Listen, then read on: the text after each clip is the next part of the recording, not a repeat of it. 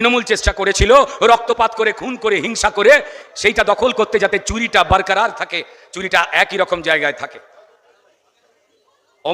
অমিতাভ বচ্চনের সঙ্গে দেখা করেছিলেন আমাদের মুখ্যমন্ত্রী। দেখুন, পশ্চিমবঙ্গের বেশ কিছু মানুষ আপনাদের আশীর্বাদে আমাকে নাকি বলে আমি একটু একটু অভিনয় করতে পারি, একটু একটু পারি তো, একটু একটু পারি তো, একটু একটু পারি তো। বিশ্বাস করুন, আমার মনে হচ্ছে আমি অভিনয়ের এক দানাও জানি না।